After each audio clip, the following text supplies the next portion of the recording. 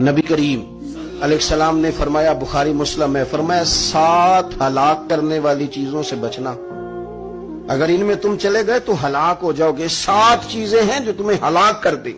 یا رسول اللہ صلی اللہ علیہ وسلم وہ کون کون سی؟ تو حضور نے فرمایا، اللہ کے ساتھ شریک نہ کرنا، ہلاک ہو جاؤ گے۔ دوسرا نبی پاک صلی اللہ علیہ وسلم نے فرمایا، جادو نہ کرنا، ہلاک ہو جاؤ گے، ہلاک۔ اور یار جسے حضور فرما رہے ہیں ہلاک ہو جائے وہ بچے گا؟ نبی پاک صلی اللہ علیہ وسلم نے تیسرے نمبر پر فرمایا، جس شخص کے قتل کرنے کو اللہ نے حرام قرار دیا ہے اسے قتل نہ کرنا، ہلاک ہو جاؤ گے۔ چوتھے نمبر پر رسول پاک علیہ السلام نے فرمایا، سود نہ کبھی بھی کھانا، ہلاک ہو جاؤ گے، ہلاک۔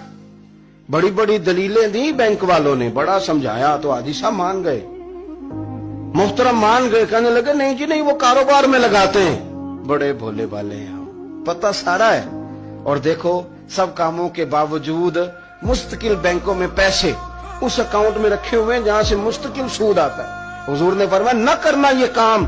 تو کہتے میں سود پہ پیسے لے کے کاروبار چمکاؤں گا، تیرے نبی پاک نے تو فرمایا تو ہلاک ہو جائے گا۔ تو کہتا میں مل لگاؤں گا، حضور نے تو فرمایا ہلاکت ہے۔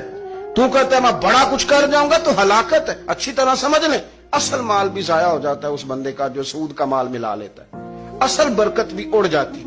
اور میرے نبی پاک صلی اللہ علیہ وسلم نے 5ویں نمبر پہ فرمایا، یتیم کا مال نہ کھانا، ہلاک ہو جاؤ گے۔ اور پھر 6 نمبر پر نبی پاک علیہ السلام نے فرمایا، کفر سے جہاد ہو رہا ہو تو کبھی پیٹ پھیر کے بھاگنا نہ، ہلاک ہو جاؤ گے۔ اور 7ویں نمبر پر اللہ کے رسول نے فرمایا، بے قصور اور بے گناہ عورت پر تہمت نہ لگانا۔